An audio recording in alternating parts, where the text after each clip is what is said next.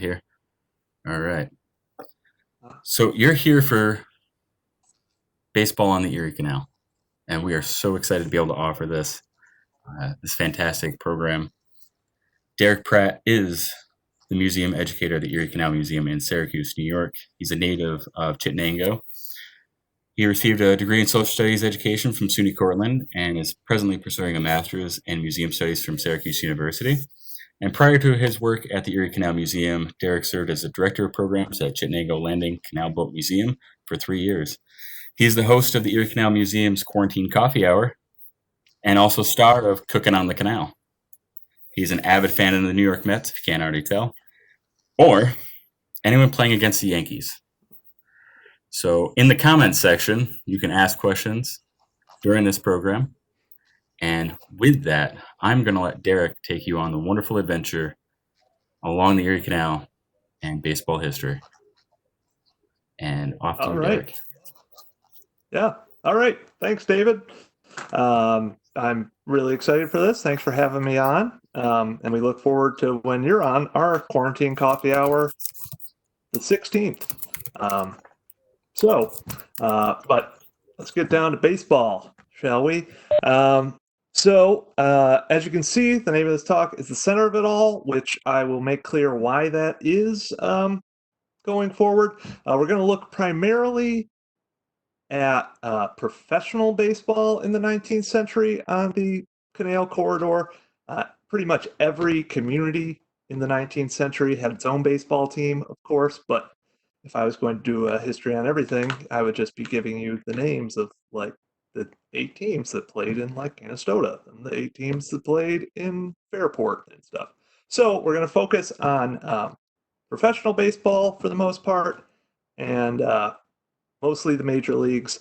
And we can see the story kind of baseball on the Erie, pro baseball on the Erie Canal Corridor by looking at some of the notable major league teams and some of the players who either played or lived along the Erie Canal. So let's start off here. I know I said I'd be looking at pro baseball first, but before we do that, I'll take you to this little thing, this picture from the 1853. It's a view of Fulton, New York. You may recognize this picture. It was the banner for this event on Facebook. This is owned by the Canal Society of New York. It's in our collections at the Erie Canal Museum. Shout out to Craig Williams. He was the one who, I believe, discovered this photo.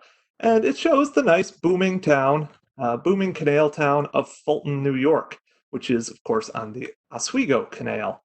Not the Erie, but they're connected. And their junction is actually right at where the Erie Canal Museum is. However, while it's a nice image of a canal town, what's really interesting is right here in the picture. Let's zoom in on that a little. There you can see a group of people playing some sort of game. You can see one has a bat here. This is, while it's 1853, it's probably not baseball. Also, if you know anything about what baseball fielding positions look like, you can probably tell this isn't baseball. This is more likely town ball, which is pretty similar to baseball. It's really the forerunner to baseball. The legend is that Abner Doubleday in Cooperstown put official rules to town ball that has been debunked in a million different ways, but still, town ball is the immediate precursor of baseball. It was this kind of wild affair with loose rules that, it depended on where you were. It's based off of cricket and rounders, though, old English games that originated in about the 16th century, they believe. But anyway, though that was wildly popular in the whole United States, really, and especially along the Erie Canal. They were playing town ball, and there's numerous accounts of that. Even in Syracuse's earliest days, Syracuse, of course, being where The Erie Canal is located, so I know probably the most about baseball in the Syracuse area. There are accounts of them playing right ball, as it was called, in Clinton Square, right from the early days after the canal is made, as well as Hanover Square. Clinton Square, if you're familiar with Syracuse, is right there. I mean, the canal went through Clinton Square. That's why Clinton Square existed. And we know ball was like very prevalent because on July 4th, 1842, the village of Syracuse passed what may be the least patriotic law or ordinance of all time. They banned the playing of ball in Clinton Square and Hanover Square. However, it does seem they moved to in front of City Hall now, which is about a block away from the canal. Similarly, there are accounts of ball being played near the canal in Rochester, right above the High Falls. So that'd be between the Genesee River and the Erie Canal, essentially. Um, but like I said, we're going to look mostly at professional baseball, and that story is really going to begin where the Erie Canal, even though it doesn't officially end here, this is where it actually ends, New York City. Um, and it's in New York on January 3rd, 1857, that the National Association of Baseball Players is founded. Now, the NABBP was not pro baseball by any means. In fact, they encouraged amateurism. However, um, the NABBP was the first thing that really had an organized structure to it. It's the first thing resembling anything like our modern baseball leagues. It consisted originally of 16 teams, all in the New York City area. However, and they actually put down rules. There were not a lot of restrictions to joining the league, and the league really continued to grow as time went on, especially once people started realizing the NABBP was legit. In 1858, two teams host the first ever game with a paying audience. So once you get a paying audience, that's when you can start, paying your players. Shortly after that, this occurs in Corona, in Queens. Shout out to Paul Simon. It's a game between the New York City All Stars, aka Manhattan, and the Brooklyn All Stars, which was still a separate city at the time. So they charged, I think it was 5 cents for this, but I might be speaking out of turn there. So that's an important thing. Then along comes this guy. This is Jim Creighton, who's one of the first stars of the game. He's a pitcher, and he develops a way to flick his wrist that makes the ball move rather fast. He is generally credited with inventing the fastball. And he played for the Brooklyn Excelsiors. Um, However, he wasn't paid by the Excelsiors per se. You see, a lot of the NABBP teams had kind of corporate sponsors. They were founded almost out of firehouses were a big one in the mid 1800s for founding baseball teams. So you'd get your whole firehouse together. Um, oh, this just disappeared. No, you get your whole firehouse together, and they play as a team. However, as it became more lucrative with these paid games, you kind of wanted to get a ringer. So things like a fire department, or I know around me in Chittenango, there were like the Chittenango Falls clerks, where everyone was a clerk. So you would hire a guy like Jim Creighton. You would pay him $500 to sit around in a fake job at your office, and then he would go and play in your baseball game and make you a bunch of money on the field. The other way you could pay players, Jim Creighton also is a big player in one of these. In 1861, a benefit game is organized for Creighton and a star of the Brooklyn Atlantics, Dickie Pierce, who is credited with kind of revolutionizing the shortstop position, and also he invents the bunt. So these two are the early stars of the game. The Excelsiors and Atlantics play against each other, and it's said that the proceeds of that will go to these two great stars. It's all kind of vaguely legal in the world of the NABBP. They also can't really enforce much about it. They also need to be able to prove, like, oh, Jim, you don't actually work here, which they can't exactly. But anyway, in the 1860s, the NABBP expands rapidly. It's often credited to the Civil War, though now some baseball scholars are contesting that general theory on the Civil War really spreading this New York City based game to the rest of the country. And by the end of the Civil War, there are several hundred teams in the NABBP, and they're of all differing skill levels, which you could imagine, right? There's going to be the New York City team, for instance, which would be able to pay a guy like Jim Creighton.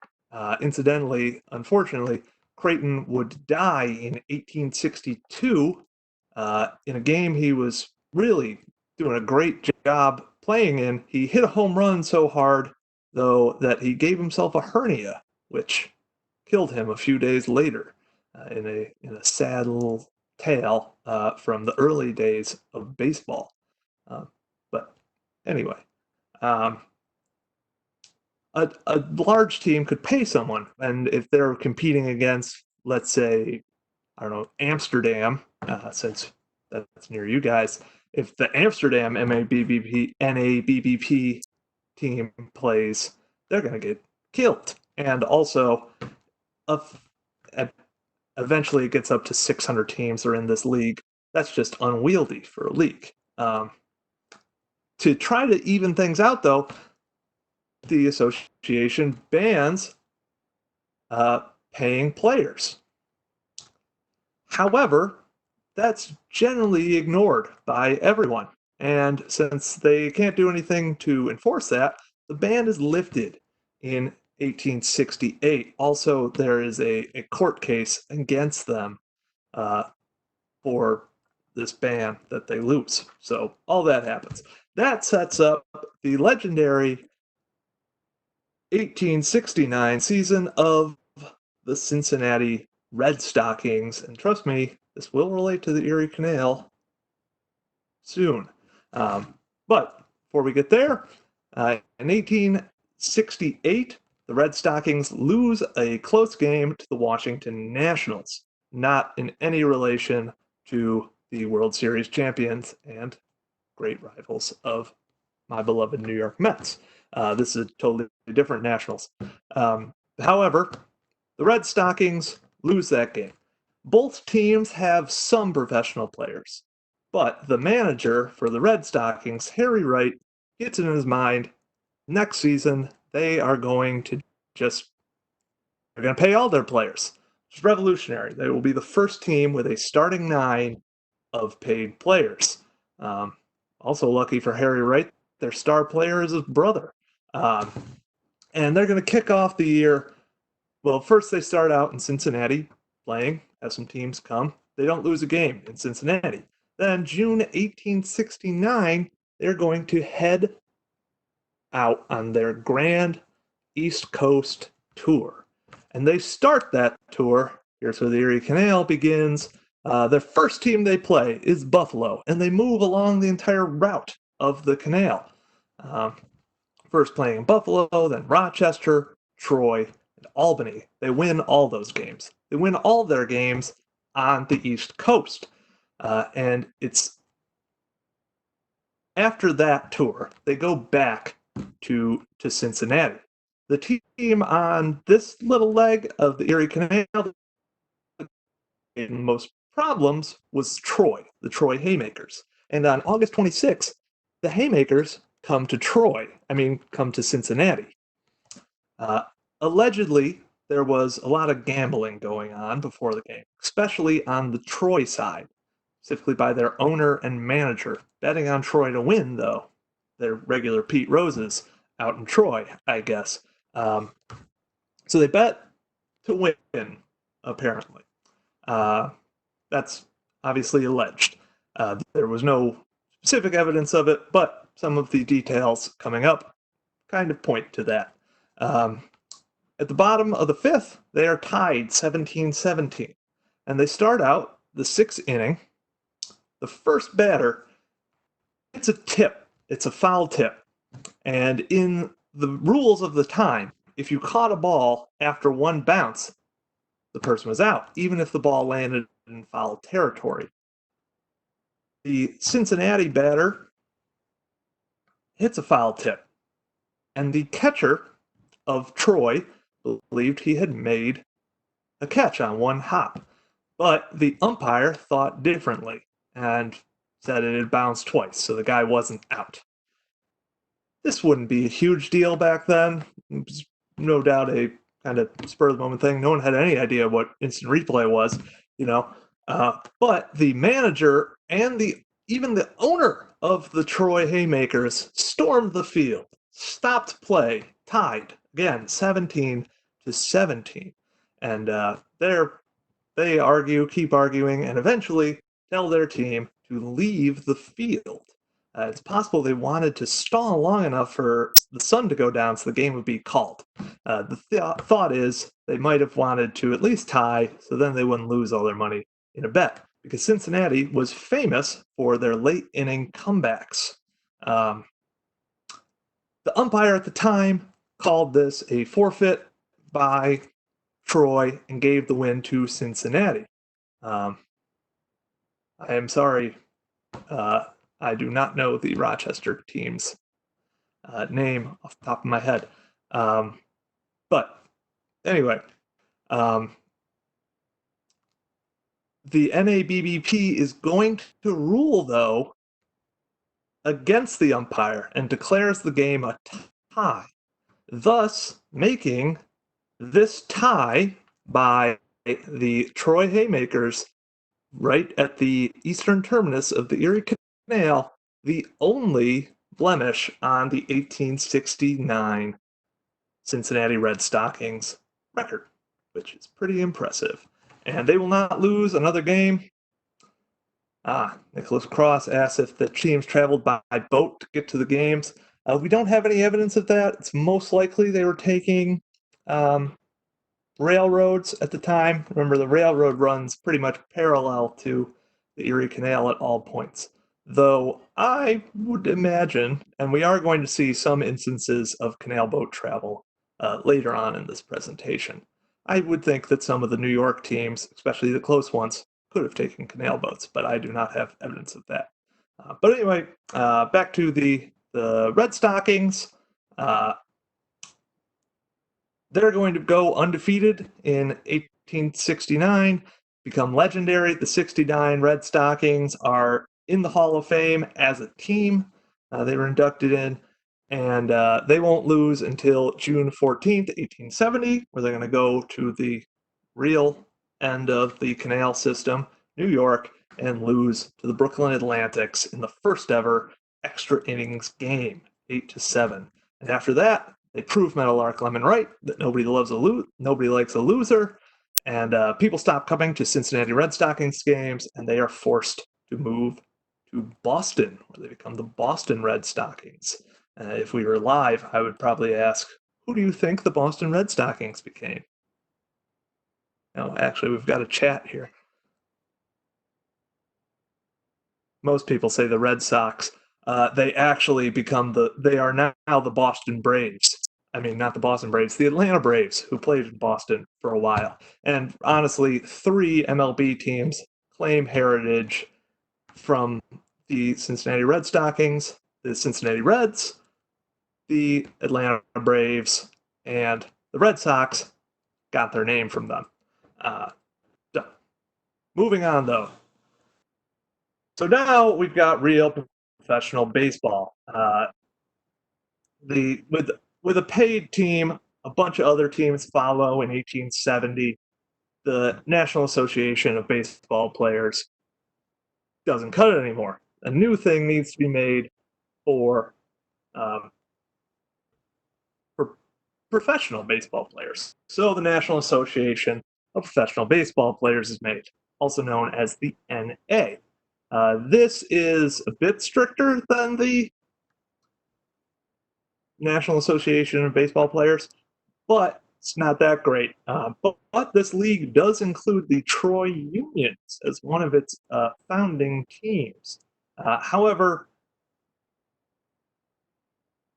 the NA is kind of a disaster. It doesn't work out well. None of the teams can properly finance themselves for the most part. There's a lot of problems. However, people in the baseball world take note of what the NA tried to do and try to fix it.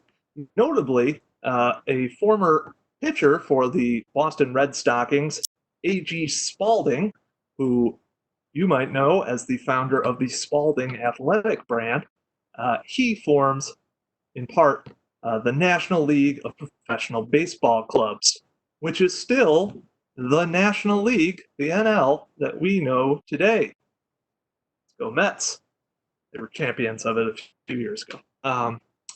So that's the NL. So this is kind of the golden age of people founding baseball leagues because, no one knows for sure that the NL is going to be the team that, the league that's takes off. They're kind of likely because they have a lot of money behind them and they're in all the big cities and they're the best run. But, other people can dream, can't they? One of which, the next year, is founded the International Association, which its heart is central New York. I believe Buffalo, Rochester, Syracuse, Utica, and Troy are all in this league. It's in the International League because there's a few teams out in Canada. There's others in New England, really. So that's the IA. This is what the International League, though there's some, things in between this. The International League, which the Syracuse Mets, the Rochester Red Wings, the Buffalo Bison today play in, is the descendant of this international association. And a lot of the teams and players we're going to look at spent time in the IA. And a big event happens, though. These early years of professional baseball are really unstable. People are coming and going, all that. Teams can't afford to keep going for the most part. But finally, in 1882, there are actually 2 consecutive years. Well, this is the first year where there are no new teams. Whoa! And this is where I said the name of the talk would be revealed. This is where I got the name of the center of it all from. So the 8 teams that existed were the Chicago White Stockings. This is also a nice map of canals. You'll notice that most of the teams are located either on canals or other bodies of water that were related to the canal. But anyway, there's Chicago White Stockings, the Detroit Wolverines, the Cleveland Forest Cities, the Buffalo Bison, the Troy Trojans, the Worcester Redlegs, Boston Red Stockings, and the Providence Grays. Those are our 8 teams, and as you can see, of those 8, right here in the middle, sandwiched between Buffalo and Troy, is the Erie Canal. So we're really the heart of what is going to become known as the circuit. And the National League is still known today as the senior circuit because everyone travels back and forth like electricity does in a circuit. So, all right, there's your English lesson for today. Anyway, so let's look at a few of those teams that are going to be really part of the heyday of pro baseball in upstate New York along the Erie Canal. We'll start with the Troy Trojans, who I've talked about a lot. So in 1869, we had the Rochester Alerts. That very well could have been it, David. Anyway, we've talked about the Troy Haymakers and the Troy Unions. A descendant of theirs is the Troy Trojans. Troy's baseball history kind of traces itself back to the Haymakers, or Unions, as they were alternately called. Uh, Teams were a lot less strict with their naming back then. Like I said, everything's kind of in flux at this point in baseball history. Um, anyway, they're going to join the NL in 1879. And the team is going to have a very brief history. However, if you look at the players, it should have been a stacked team. You had 5 Hall of Famers. You had Dan Brothers, who we're going to talk about later. Mickey Welch, one of the first 300 game winners in history. Roger Connor, the man that Babe Ruth would later surpass as home run king. Tim Keefe, another 300 game winner. And Buck Ewing, the first ever catcher inducted into the Hall of Fame. This is the 1881 Trojans. This is Buck, Tim Keefe, and Mickey Welch. So, with all this talent in the right around 1880 area, you'd think the Troy Trojans would be pretty good. Well, guess what? You thought wrong. Over the 4 seasons the Troy Trojans would play in the National League, they would go 131 and 94. And that's really helped out by like one good season they had. They're so bad, in fact, that the National League in 1882 decided to kick them out, along with the Worcester Redlegs. They said that they needed to. The National League declared this before like the season was even over for both teams. So actually, on September 28th, 1882, in Troy, and the stadium was in Watervliet, which is very close to the canal. Six fans showed up to this game between these two teams that weren't even going to exist later. That season, the Trojans would finish 7th, the Redlegs 8th. But like I said, a lot of great talent on there, and one of those great talents, Dan Brothers, we'll look at a little closer because he is going to make a bit of a career on the canal. Big Dan, he was 6'2", 207 is what he's listed as. People were smaller back in the day. That would be a probably somewhat average size baseball player today. But anyway, Big Dan, first baseman. He's born 1858 in Sylvan Lake, in Dutchess County. His family moved shortly after to Wappingers Falls, where he joined the Wappingers Falls Actives when he was a teenager. This is where he comes to prominence, largely because he kills a man while playing baseball. He gets into a collision at the plate, runs a man over on July 7th, 1877, who suffers a head injury and died a few days later from the impact of Big Dan running into him.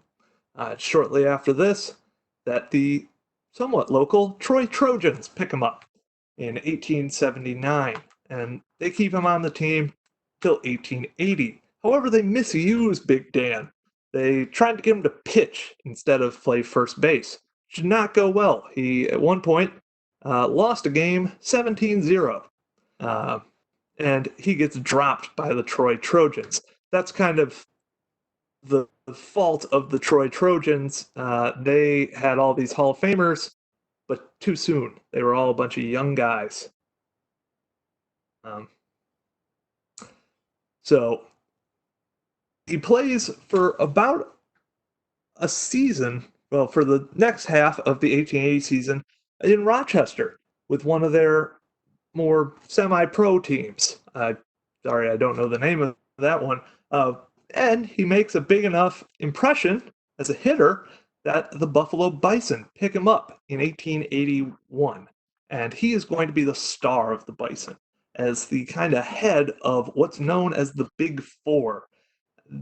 The Buffalo Bison in the early 1980s seemed like the original, like, kind of dream team superstar thing going on. They have Dan Brothers, Jack Rowe, Hardy Richardson, and Deacon White, who are all Hall of Famers. They also have pitching for them, Pud Galvin.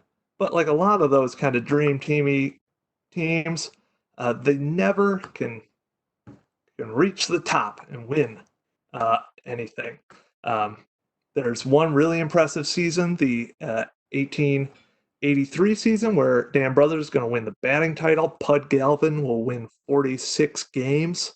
Um, that's pretty cool. And we're going to get into it a little bit later of how Dan ends up leaving the Buffalo Bison. But he's going to end up, and I don't know why, because he's one of the best players of the 19th century. He hops around to 7 teams in the next decade. Notably, he's going to come back in our story when he's playing for the Baltimore Orioles, while when he teams up with another great um, New York baseball talent and also wins a championship finally. But anyway, Dan clearly had a love of baseball. He played in the Hudson River League until he was 46 years old, and he was pretty good at it too, because when he was 46, he batted .373 in the Hudson River League. And again, he's going to come back in our story. He's going to spend his whole life with baseball. He even tried to make a return to the major leagues in 1904, which I'm a history major, not a math one, but I know that's pretty old. So, anyway, let's look a little more at the team that he was on. So, Buffalo baseball in Buffalo dates back to about 1859. This is organized baseball. So, a team was first organized in 1858. Professional baseball starts when the Bison joined the IA in 1877. And in 1879, they are going to join the National League along with the Troy Trojans and, as we'll see, the Syracuse Stars. So it's 1879 is a big year for Erie Canal area baseball. They join 79. They do all right, but then early 1880s they get together this big four, which I already discussed: Jack Rowe, Hardy Richardson, Deacon White, and Dan Brothers. And again, they have an incredible pitcher, but they generally end up in third place finishes, fortunately for them. And no one likes a third place team, really. You're not even competing for second place. And they end up in massive amounts of debt in 1885. Result, the owner of the Detroit Wolverines buys them and takes all of their good players to play for the Wolverines. The Bison are then forced to leave the National League and return to the IA, where they're going to remain for pretty much the rest of their history. And the Buffalo Bison still exist today in the International League. And they still trace their history back to this team. That's going to be a brief respite in 1890 when they do some more major league playing in the Players League, which was an attempt by players, as the name implies, to start and own their own league because they thought that the National League was a bit monopolistic and they weren't getting a good deal. That league and the Buffalo Bison's role in it would all be gigantic financial flops. So, yeah, and like I said, the Bison continued to exist. Now, I'd like to focus on another player who played briefly for the Bison. He's the only well, no, that's not true. He's probably the least well known of anyone I'm going to talk about in this. I had the pleasure of going to the National Baseball Hall of Fame's archives and looking at this guy's own scrapbook. He is a player for the Buffalo Bison for a couple of years, right before Dan Brothers gets there. This fella, Joe Horning, he was born right in Carthage, New York, at the end of the Black River Canal, about the same time as Dan Brothers. In 1875, his family had moved to Utica, and he began his career with the Utica Amateur Club, creatively named. He has some talent, so he's signed to the Tecumsehs of London, Ontario, the IA. There he wins an IA title with them. And he becomes known as kind of a slick fielding left fielder. And the Buffalo Bison grab him. It's with the Bison that a really cool incident occurred that I came across in his scrapbook. So this scrapbook is just pages and pages of box scores, which can get a bit boring to page through over and over again. But I did notice one box score where he'd written something in the margin. It said Galvin had good game, or or Galvin pitched well, something like that. And I was like, huh, that's interesting. Let's see what Pud Galvin did. It turns out he'd thrown one of the first no hitters in one of the earliest no hitters ever in Major League Baseball. So yes, I would say he did pitch well that game. However, he's going to spend most of his time in Boston, where he is going to go down as perhaps the greatest fielder of the 19th century. He's going to, while playing, earn the nickname Ubbo Ubbo, which is what he would yell when he was about to make a catch. So everyone called him Ubbo Ubbo. And yeah, like I said, game's best left fielder. This is an era when people didn't play with gloves, so fielding was pretty difficult. His career fielding percentage, I believe, is 948, so pretty good for not having a glove. Um, and he's also going to be a major member of Utica Society. In his scrapbook, you can see he has a lot of newspaper clippings about him and what he was doing in the off season. And notably, so remember, baseball players did not get paid like they do today. You generally in the off season had to take another job, which his other job was as an electrician, which is pretty wild for the 1880s. Um, Electricity is a pretty new technology. Seems like he would have to know a good deal. He kind of bucks this trend, it seems, of the dumb jock, which has pervaded baseball for its entire history. Um, um,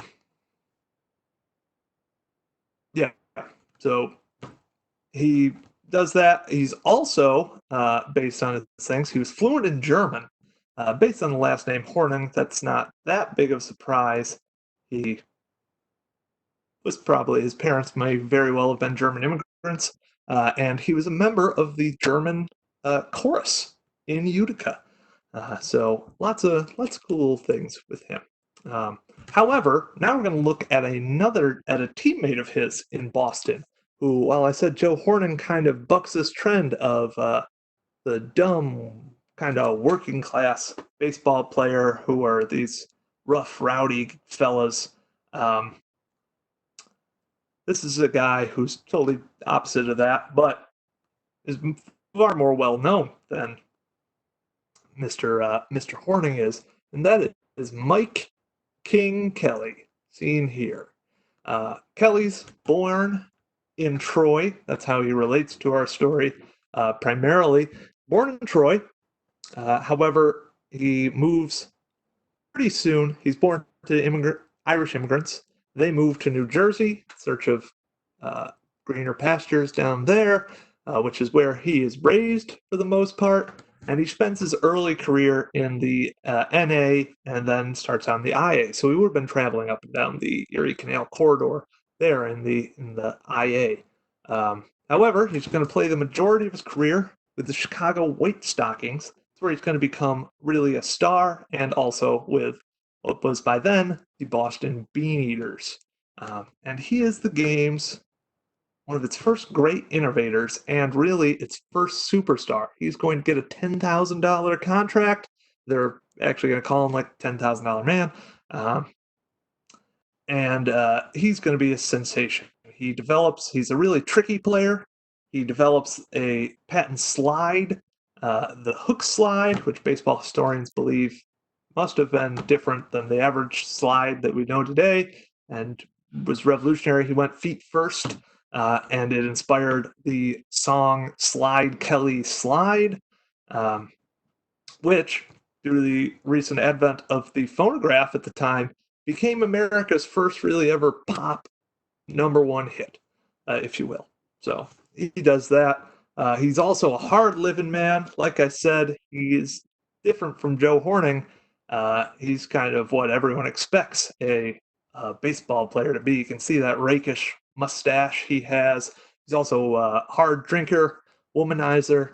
There's a legend that with Chicago White Stockings, whose captain was Cap Anson, a very puritanical player, and A.G. Spalding, they wanted to calm down his drinking. They ordered a private investigator to follow him. The private investigator later said he saw him drinking lemonade at a bar at 3 a.m., to which King Kelly replied, "It was straight whiskey, sir. I have never touched a drop of lemonade in my life." So that's the kind of guy King Kelly is. Um, and while he's a big star of the game, that hard living lifestyle would come to haunt him um, when he sadly passed away after a life of hard living at the age of 36. However, here's where King Kelly and also um, Cap Ann, who we just talked about, relate to our story. On July 17th, 1885, uh, on the banks of Onondaga Lake, I believe, um, the Chicago White Stockings, which are identified in a book from the 1920s, meaning that this game's kind of legendary. It's the only game really that the author talks about specifically when talking about baseball.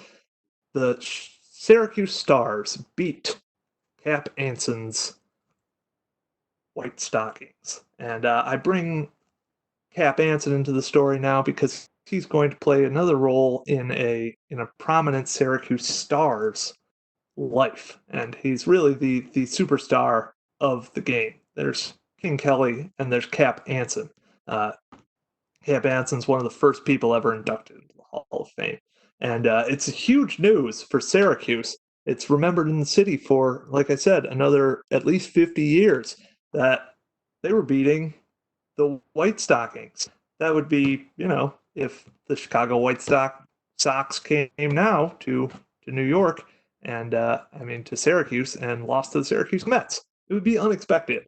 Um, but let's look a little closer at the Syracuse Stars because at one point they were a major league team. The first Syracuse baseball club is founded in 1858. It's the Excelsiors. And then in 1875, Syracuse Stars were founded.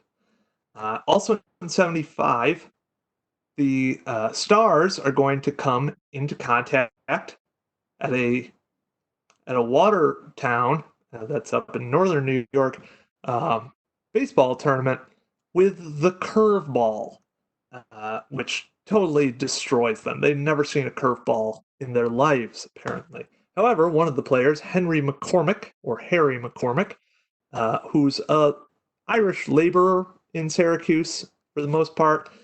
He, sometimes plays baseball. He meets a guy who's throwing this curveball in Watertown, a guy by the name of Candy Cummings, who is generally credited with inventing the curveball. And he learns from Cummings how to make a ball curve. And he becomes a superstar in the league. He becomes one of the best pitchers. And he's so good that by 1879, Syracuse is going to be invited to join the NL. They will only be in the league for 2 years. Um, they are not good. Actually, no, they're only in it for 1 year. Excuse me. And they end that season 22-48 in 1879.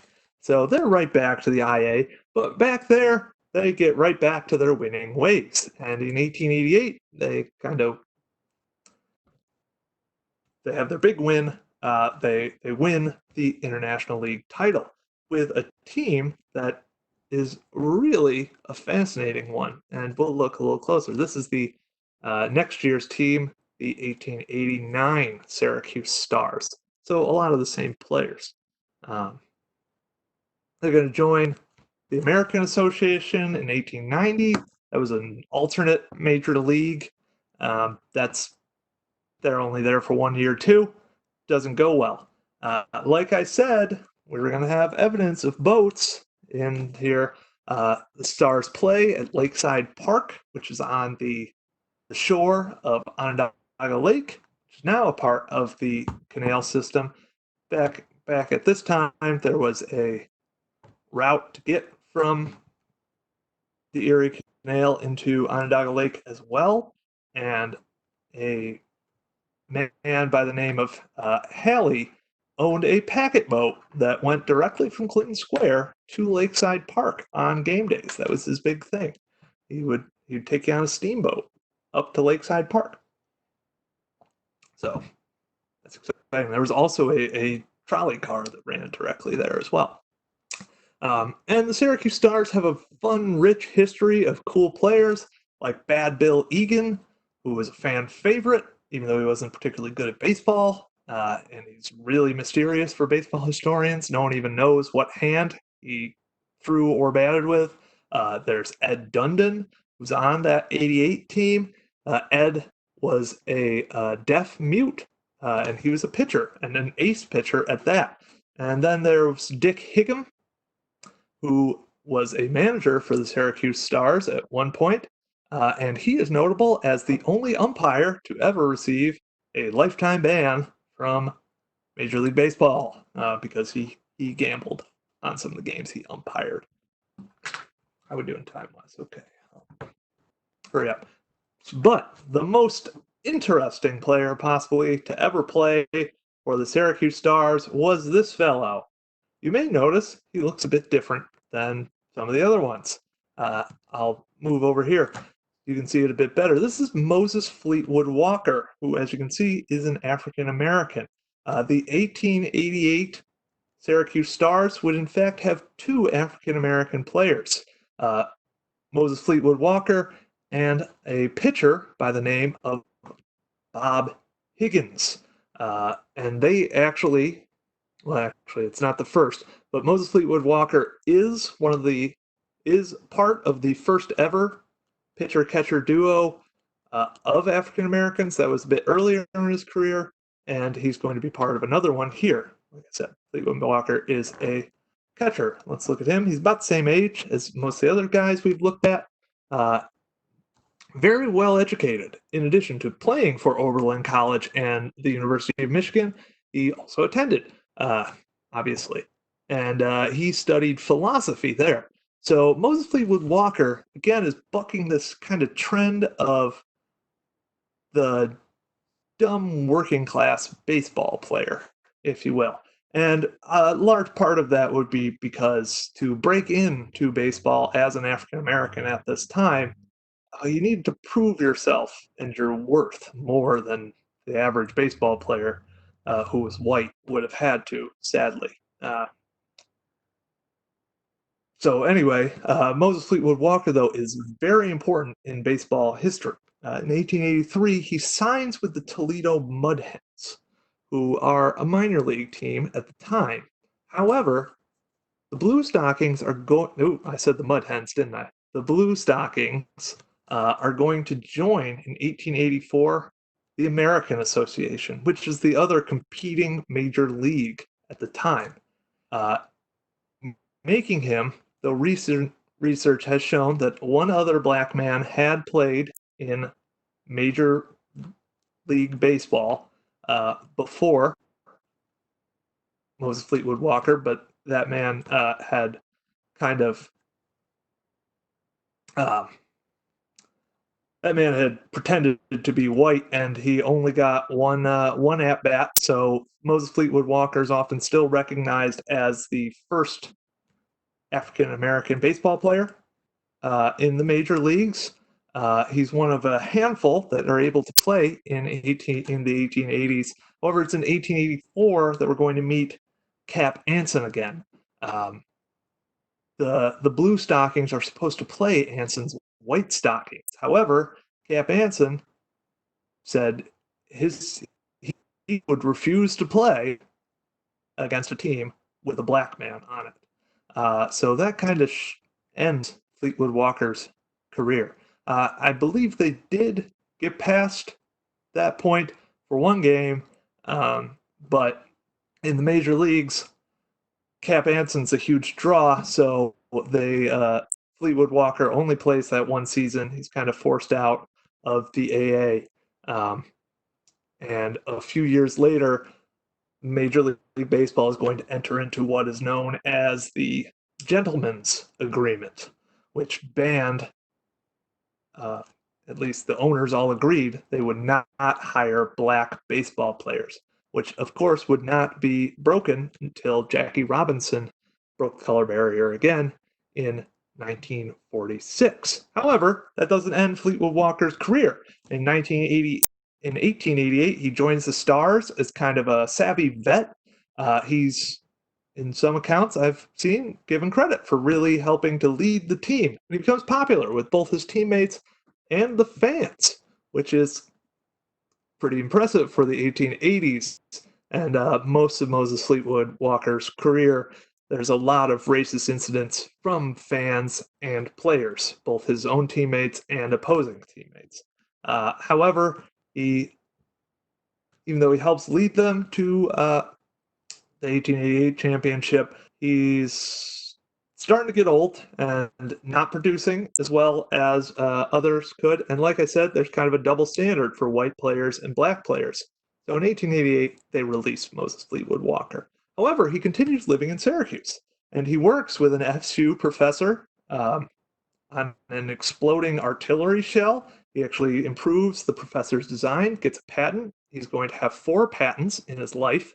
However, the nice life he created in Syracuse is going to come to an abrupt halt when he is allegedly looking for his old Stars manager in this row of bars. He supposedly wanted to talk to him about a, quote, baseball matter. Uh, However, Moses Fleetwood Walker, college educated, very successful man for his time, he's walking around dressed pretty well, which some of a drunken Irish worker took offense to. He did not think a black man should be dressed well. He thought he was being pretentious. So he began to verbally abuse Fleetwood Walker, allegedly threw a stone at him, and tried to attack Fleet, as he was called. Um, at that, Moses Fleetwood Walker stabs this man to death, and he is accused of second-degree murder. That trial becomes a sensation in New York and the United States. It's a huge deal. A lot of racial overtones to it, but ultimately, Moses Fleetwood Walker is acquitted of murder. However, that's going to ruin his life kind of in Syracuse. He leaves the city, moves back to Ohio, where he joins his brother, who started a notable black newspaper. And Moses Fleetwood Walker is going to dedicate the rest of his life to fighting for the black nationalist cause. And he is a big proponent of the Back to Africa movement. So that's just a really interesting player who played for the Stars and very impactful. It should be noted the International Association also entered a gentleman's agreement shortly after Fleetwood Walker leaves. He is actually the last black man to play in the IA or the IL until Jackie Robinson again breaks the color barrier when he plays for Montreal in 1945. So I see some people are leaving, and we're almost at 7:30. Luckily, I'm almost done here. So this brings me to my final player, John McGraw. He's born in small Truxton, New York, in Cortland County. You can see this is about 15 years after most of the guys we've been covering. He learns from a guy on a train, allegedly, tells him that you can curve a ball. And he's like, what? No, you can't. But eventually he's convinced, learns it, and then he tells other people he can make a ball curve. And people are like, what? No, you can't, John. That's impossible. He then shows some people, including a scout from the Truxton Grays, who picks him up. And they're like, you're an awesome pitcher. You can throw a curveball. Uh, he's then shortly after, from his hometown Truxton Grays, picked up by Oleon's team and plays a little in Wellsville, some minor league baseball. In Wellsville, he is noticed, however, by at some point in there, he gets moved to third base, where he's much better. Eventually, once you reach a certain level, you know, baseball's not like, oh, wow, you can throw a curveball? Cool. You actually have to throw a good curveball, which evidently John McGraw couldn't do as much. Moves third base, gets signed by the O's. This is a totally different Baltimore Orioles than the one we know today. This is actually the team that's no, never mind. Stop there. I was going to say a totally wrong fact. Anyway, he becomes a star third baseman for the Orioles, which are really going to be the best team of the era in the 90s of baseball.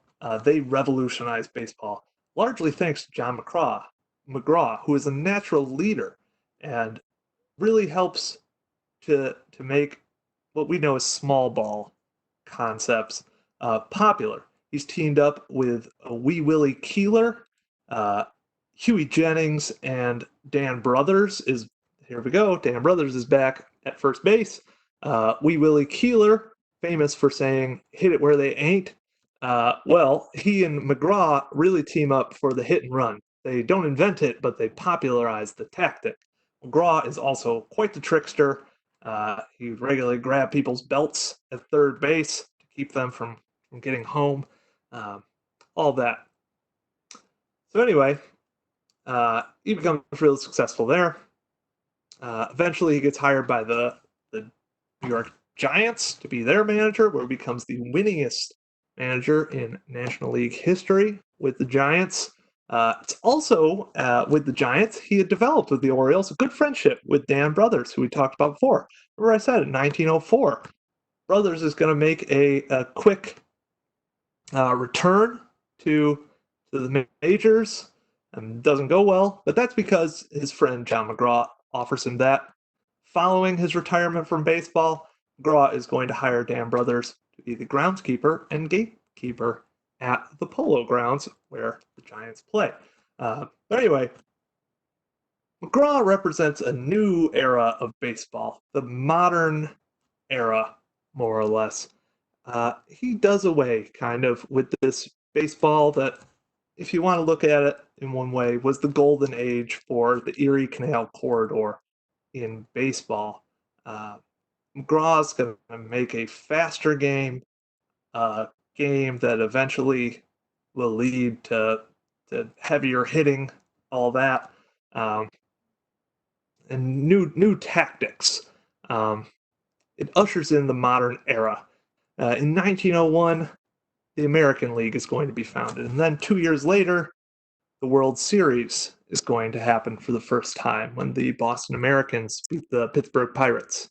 It hadn't happened before because John McGraw, as manager of the Giants, refused to play the American League champion, which he thought was an illegitimate league, which that wasn't true until they implemented the DH. But anyway, so there's kind of this new era in baseball coming about. And I think what sums it up, and for how this new era is going to leave the canal corridor behind, we'll look at one of the last notable incidents in baseball, really outside of minor league baseball, to happen on or around one of New York's waterways. And that's going to be a star of the 1890s, Ed Delahanty. He, known as Big Ed, he's similarly large like Dan Brothers. He's going to play for the Philadelphia Phillies primarily. However, 1903 season, he's going to be playing for the Washington Senators, which they are not good. And he is not happy about playing for the Washington Senators. Apparently, he had taken to drinking during this time out of kind of depression. Uh-oh, what just happened? He's going to do that. And then on the train home to Washington from Detroit. Uh-oh. Anyway, on the train home from Detroit, I don't know why this screen is sharing.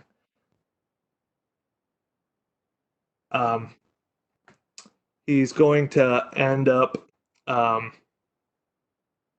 drinking heavily. He may get in a fight. He may have tried to kill himself, or he may have just been so drunk he fell off of the train. However, as it's passing over the Niagara Falls, Big Ed fell into, it's passing over the Niagara River. Big Ed falls into the Niagara River and falls over the falls. His body is found later that week at the base of Niagara Falls, dead. And I think that's kind of it's a sad way to end. It's, I think, symbolic of kind of how baseball ended, more or less, in and around New York's waterways. So there you go. Thank you for indulging me in this. I realize I went a little long, but if there's any questions, please let me know.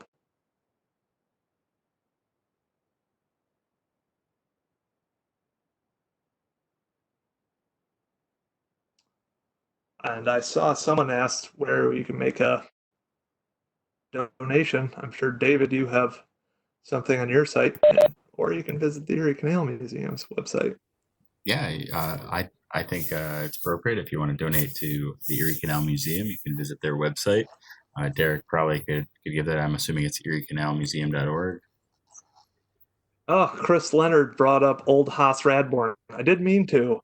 He was born in Rochester, and he was born, and he played for the Buffalo Bison in 1880. Very famous, but sorry. David. There we go. Thank you, Vicky. Yeah, Vicky's on it. It's in the chat. There is a link, eriecanalmuseum.org. If you happen to want to donate to Schoharie Crossing, you can contact me, schohariecrossing@parks.ny.gov, and I can give you the information on that through our friends group. It's a 501c3 support organization. So we do a lot of great work at the site, and just like at the Erie Canal Museum, we're trying to do as many things as we can, not having our doors open for people to come out to the site and enjoy it, or to engage with us here at on the online world. So I really do appreciate, Derrick, you spending this time on your evening and presenting this program. It seems people are really enjoying it. The comments here have been great. And if you have a few questions, anybody else or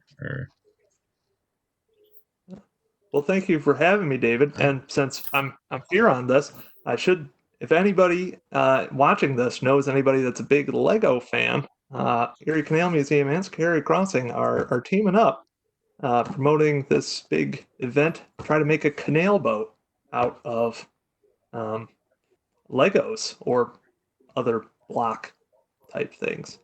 Brick-a-boat. You can find that on our website as well, which was shared. Absolutely. That's a great plug. Yes. Maybe make that steam packet boat that went back and forth between Clinton Square and Lakeside Park. That'd be fun. That would be very nice. Uh-huh. All right. So again, thank you all for joining in, tuning in for this program this evening. Really appreciate it.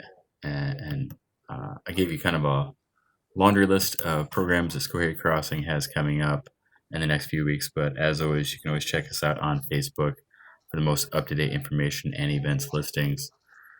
Thank you so much. Appreciate it. Yeah. And hopefully everybody stays safe. Is that Derrick? Yeah, Matt made a good point here in the chat, that I did leave out a number of colored baseball teams, as they were called at the time, which sadly I have not done enough research on those, but it would be interesting to look into. He lists the Hannibals of Troy, Heavy Hitters of Canajoharie, and Fearless of Utica. Stephen Douglas's son was, I know, a prominent baseball. I mean, Frederick Douglass, not Stephen Douglas. Very different. Very nice. In my limited amount of baseball knowledge, I'm kind of curious about the Heavy Hitters of Canajoharie, and if Matt has some information on that, particularly if I believe there was a gentleman was pretty well known, last name of Hoke, in the Canajoharie area, and that family of Hokes in the Canajo area. I'd be curious to hear about that myself. So Matt, if you have some of that information, Schoharie Crossing at parks.ny.gov is a good way to shoot over a message to the site. And maybe that's a good topic for Derrick to kind of look into and tie all together as another program. Yes. But with the infinite amount of time that Derrick has, with all of the duties and online content he's been putting out, we'll add one more to the list. Yeah.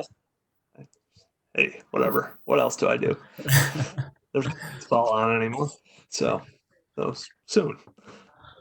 But anyway, thanks for having me, David. And all right. All right. Thank you very much. And again, thanks everybody for joining in. Have a wonderful evening. Take care.